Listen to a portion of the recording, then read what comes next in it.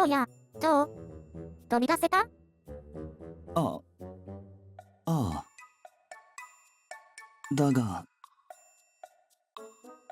真っ青とは、なんだかすごい色合いだな。それに、ケーキの至るところが破裂しているみたいだが、これは、本当に成功したと言えるのだろうか。確かに、すごい色だけど、悪くはないんじゃないかな。え？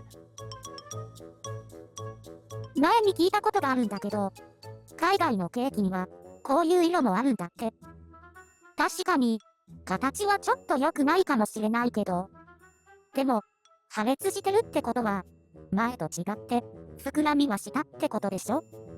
だったらきっと、食感もふわふわになって、美味しくできてるんじゃないかな。そうだろうか。だが、確かに、一人で作った時とは全くの別物だ。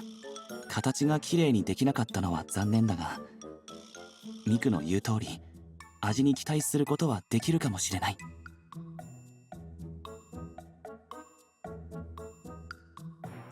わかった。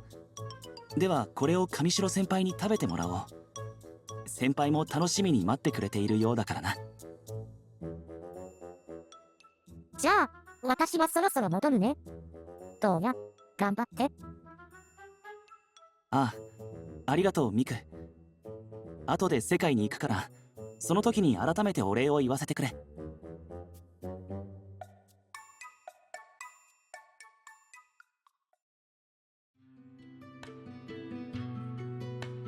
オーブンタイマーの止まる音がしたし、そろそろかな。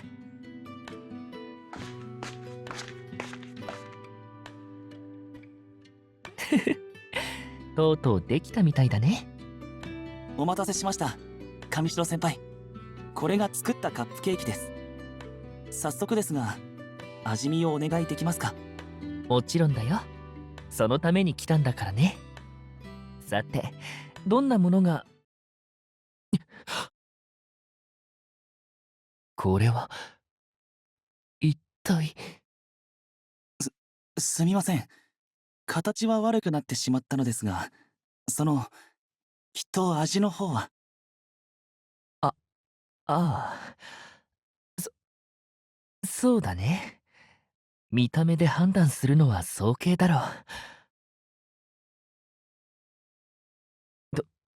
とにかく味見をさせてもらおうか。あ、はい。よろしくお願いします。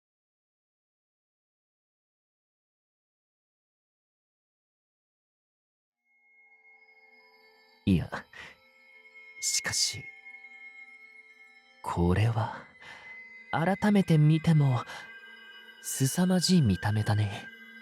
なんといってもまず目を奪われる色合い。派手な青や紫、そして全体にまぶされたスプリンクルのカラフルな色合いが驚くほどに食欲を失わせる。それだけじゃない。オーブンの中で破裂したせいか、カップケーキの上部は大きく膨らみ、一部が容器の外へとその中身を垂れ流している。ダムの放流を思わせる荒々しい見た目だが、色合いもあってますます毒々しい。およそ食べ物として認識したくない。先ほどまであったはずの空腹感がどこかへ逃げ去るような見た目だ。だが、食べ物は見た目で判断できないはずだ。まだ味に期待することはできる。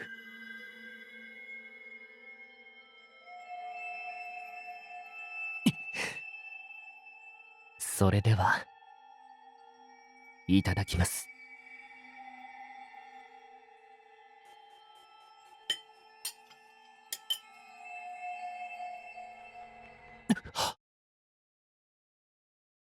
口にした瞬間に広がるジャリジャリとした食感。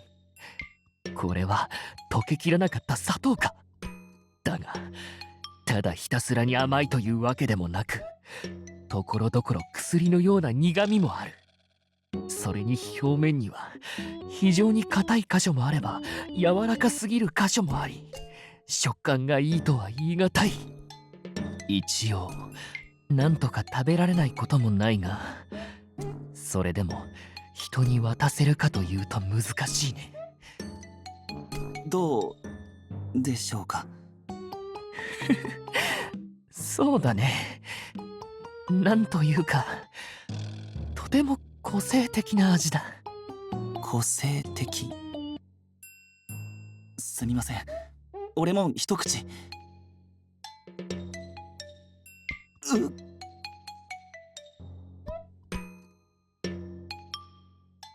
これはひどいですね。すみません。下げさせていただきます。いや、最後まで食べきるよ。せっかく青柳くんが思いを込めて作ってくれたものだからね。上白先輩。わかりました。代わりに何か飲み物を持ってきます。ああ、ありがとう。よろしく頼むよ。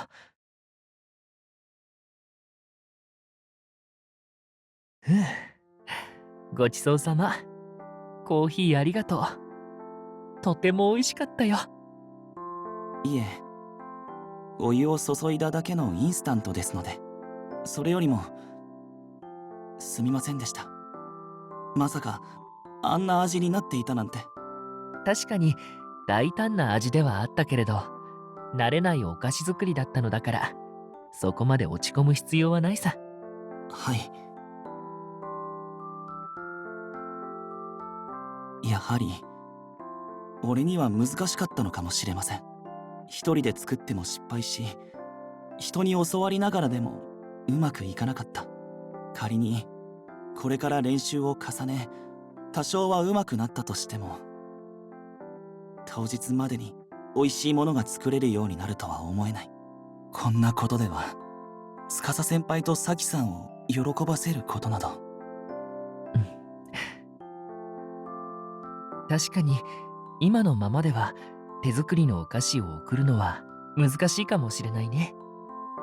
それでも君が一生懸命だったというのはこのお菓子からも伝わってきたよ。何より君の司くんと咲くん、二人を喜ばせたいという思いはとても強いものだとこれまで話していて感じたよ。もしここで諦めてしまったら、他のプレゼントを贈るとしても最後までやりきれなかったことを後悔することになるんじゃないかな。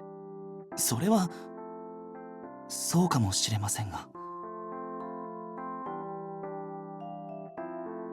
だいぶ意気消沈しているようだね。仕方ないか。二度目の失敗なわけだから。だが、実を言うと、東野は昔あまり笑わないやつだったんだ。いつもどこか怯えて不安がっていた。今はもう随分変わったとはいえ、やはり兄貴分として東野にはもっと笑顔でいてほしいと思うのだ。笑顔でいてほしい。か。そうだね。司くんほどではないだろうけど、僕もそう思うよ。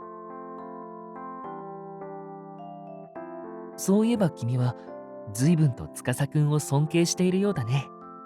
確か司くんとそれに咲くんとは幼なじみだったかな。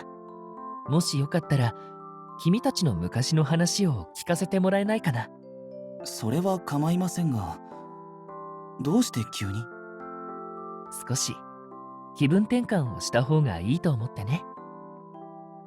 何気ない話をしているうちに気持ちが明るくなることもあるだろ。それは。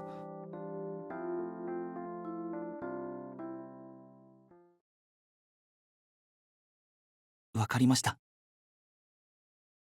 前にも言ったかもしれませんが、俺と司先輩たちはお互いの親同士が知り合いだったんです。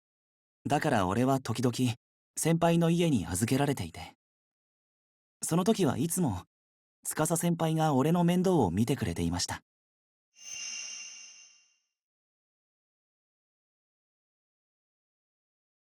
俺の父は名の知れた音楽家で、幼い頃は俺もクラシックの勉強ばかりをさせられていたんです。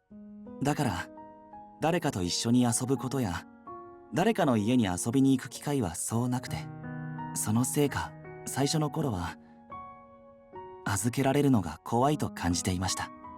けれどそういう思いも司先輩と一緒に遊ぶうちに少しずつ消えて、そのうち預けられる日を楽しみに待つようになったんです。なるほど。子供の頃の君にとって司くんと過ごす時間はとても大切なものだったんだね。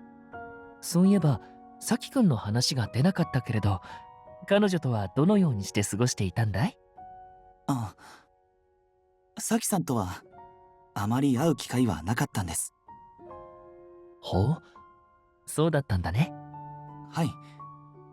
幼い頃のさきさんは病気がちで、俺が預けられる時もいつも家にいるわけではなくて、もちろんたまにですがさきさんもいて3人で一緒に遊ぶ機会はありました。そういう時は一緒に絵本を読んだり、司先輩が俺のためにショーをやってくれたこともありました。へえ、司くんが。はい、確かあの日の俺は直前の練習で父さんにひどく叱られていて、とうやくん、なんだか今日は元気ないみたいだね。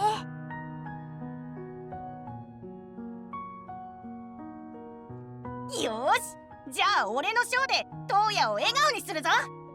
もちろんサキのこともな。サキ、馬のぬいぐるみを持ってきてくれ。ほら、とうやくんこっち。一緒にお兄ちゃんのショー見よう。お兄ちゃんのショーすっごく楽しいんだよ。見たらとうやくんもきっとニコニコしちゃうから。はい。それで俺はいつの間にか司先輩のショーに夢中になって笑顔になっていました。さきさんもたくさん笑っていて、見終わった後は一緒に感想を言い合って、俺にとって二人がいたあの場所はとてもほっとするような気持ちにさせてくれる場所だったんです。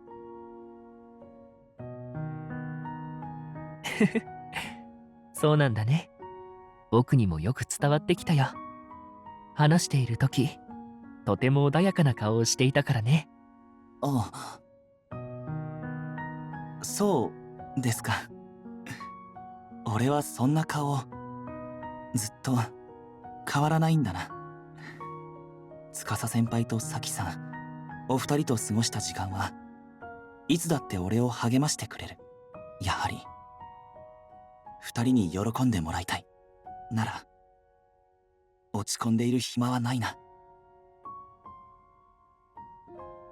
ありがとうございます。上白先輩のおかげでとても元気が出ました。明日にでもまたもう一度挑戦してみようと思います。今度こそ二人が心から喜んでくれるような美味しいお菓子を作れるように。それなら完成したらまた食べさせてほしいな。いくらでも味見をするよ。あ、いいんですか？あんな味のものを食べさせてしまったのに。ああ、君と、それに司くんたちの笑顔のためだからね。ありがとうございます。